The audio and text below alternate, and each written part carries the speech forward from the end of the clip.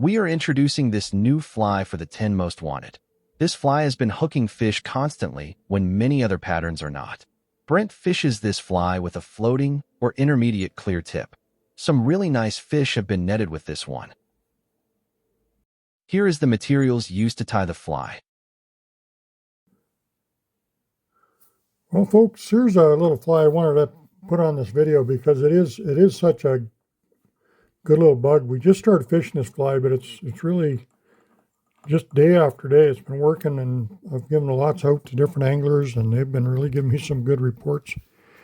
And I've seen guys when I've been fishing with them too, struggling, and then put this little guy on. It seems to go, and it's a nymph I kind of call my go-to because when things get tough, I'm starting to reach for this one. It's because it's so good. So I'm using a 52-62 size 12. It's got a little bigger gape on it. We're finding any of the 14s. Some of these lighter hooks, I'm getting them bent out. Even good quality hooks are getting some pretty aggressive hits on it. So I go in this 12. It's 2 times heavy nymph hook. Now here for the tail, I'm just going to use some of this kind of webby super saddle hackle. Micro barbs, there's a lot of fibers on these. And I'll put a good nice little tail on there. Could be a little longer, but that's fine. Got an iridescence to it as well, as you can see. It's coming off the back of the skin. The rib is going to be iridescent purple, pretty good body. This is really nice.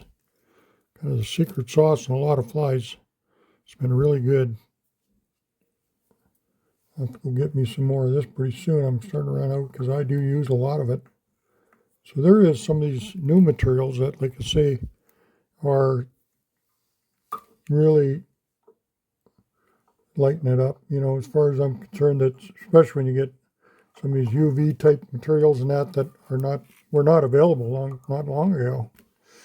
Throw a half inch in there, then I'm going to come in with some hare's ear plus. This Antron in the hare's ear really is a great material. Got a little bit of that shine to it there, and we're just going to brush this on, or dub this on, I should say. Kind of a rough, nice buggy dubbing. That's why I like my Norvise so much. The reason I bought a Norvise, it was just like a spinning wheel, and it just does such a wonderful job with dubbings. To me, that was a deal breaker, or deal maker right there. Not a deal breaker, a deal maker for sure. So now I'm just going to we're not coming right to the head. I'm going to put a little thorax on there. So it's a bit of a slash nymph emerger, I would say. I'm getting lots of rib on that, underneath that.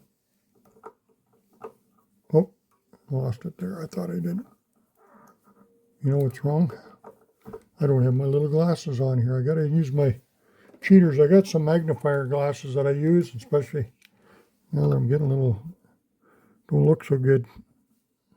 But it's nice when you're tying smaller flies. You can see these details a lot more. So now I'm taking this Antron. I just kind of preen it back. You can see how it's laying back on the... It's really got some nice qualities in the water. It looks really good. Okay, now for my thorax, I'm just going to throw some little bit of brightness in there. We're going to take some Peacock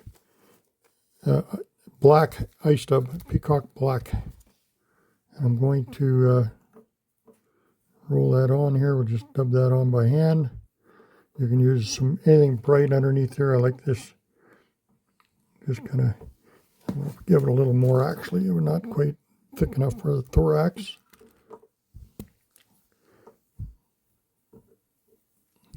Run out of dubbing wax. I don't have it on me, so just lick your fingers. That works too, as long as you're not getting something in your mouth you don't want.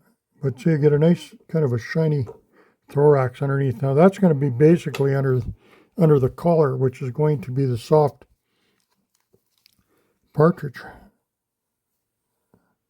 And here's these are nice little guys right here. These are such good feathers. I don't know what I'd do without them. Look at them all. I thought I had one. I got about like 4 or 5. We just clean that stuff off the bottom. Pull the tip back.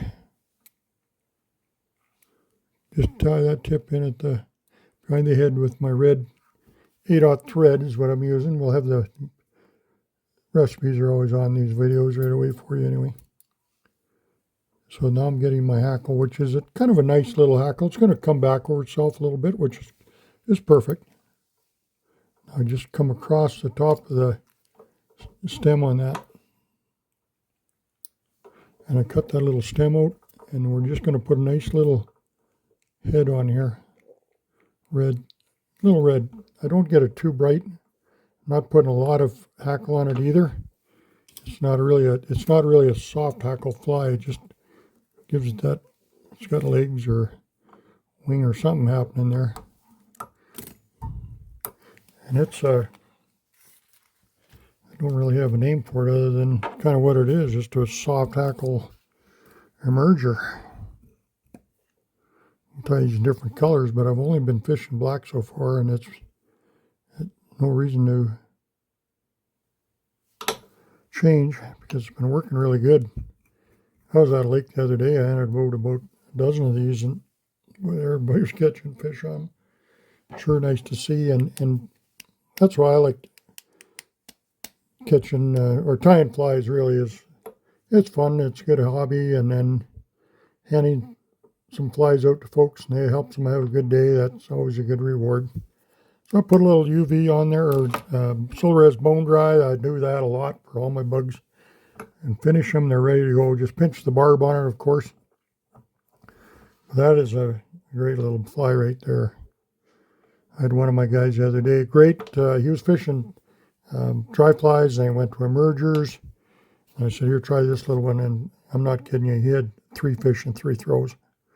It was just so good. Oh, you're kind of losing all your flies. And he snapped off a couple. I said, well, here, just keep fishing. It's a great, great fly. So hope you get a chance to tie some of these up and fish them. You're going to be quite happy. So there's a new one for you. Thanks for joining us today. Subscribe to Brent's YouTube channel and Fly Fishing Pass It on Video podcasts, and follow him on X and Sport Fishing on the Fly.